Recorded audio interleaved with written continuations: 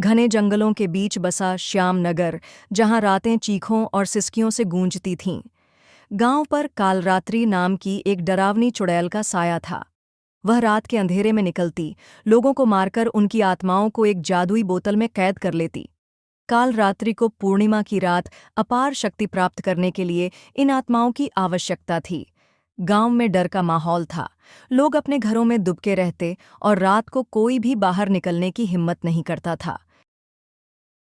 अरे भाई, ये रात का क्या चक्कर है? रात को कोई भी बाहर निकलने की हिम्मत नहीं करता। ऐसा क्या होता है रात को? तुम गांव में नए हो, तुम भी घर से बाहर मत निकलना। हमारे गांव में कालरात्रि नाम की एक डरावनी चुड़ैल का साया है। ये चुड़ैल लोगों को मार के उनकी आत्माओं को एक जादुई बोतल में कैद करती है। तो फिर गांव वाले कुछ करते क्यों नहीं? क्योंकि जिसने भी उसे हराने की कोशिश की, वो बेमौत मारा गया और कोई भी उससे उलझने की कोशिश नहीं करता। अब तुम घर जाओ, हम कल बात करेंगे। एक रात विक्रम को एक अजीब सपना आया।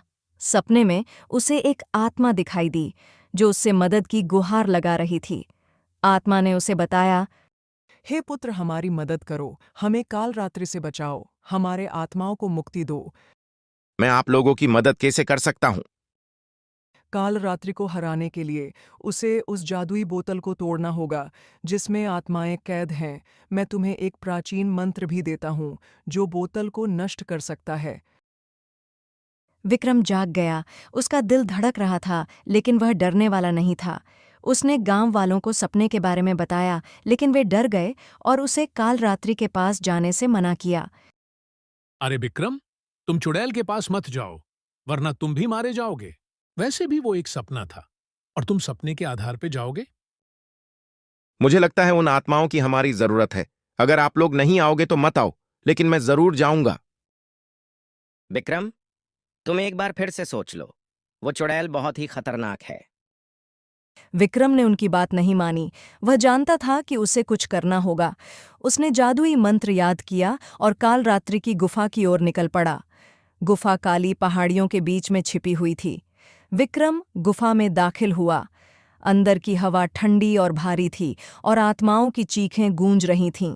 विक्रम ने देखा, कालरात्रि एक बड़े से पत्थर पर बैठी थी। उसके हाथ में जादुई बोतल थी जिसमें आत्माएं कैद थीं। कालरात्रि की आंखें लाल अंगारों की तरह चमक रही थीं। हाँ, तुम मुझे नहीं हरा सकते। कालरात्रि ने शैतानी मुस्कान के साथ कहा, यह बोतल मेरी शक्ति का स्रोत है। अगर मैं चाहूं तो तुम्हें अभी खत्म कर सकता हूं। अगर तुम अपनी भलाई चाहते हो तो इन आत्माओं को मुक्त कर दो। मैं इन्हें नहीं छोड़ सकती, क्योंकि मैं इनकी ऊर्जा को एकात्रित करके पूर्णिमा के रात को और भी शक्तिशाली हो जाऊंगा।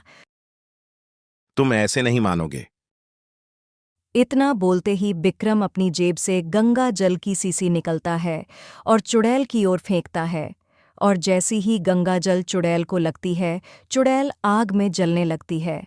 दूसरी तरफ विक्रम ने मंत्रों का जाप करने लगा और तभी बोतल से सभी आत्मा मुक्त हो गई।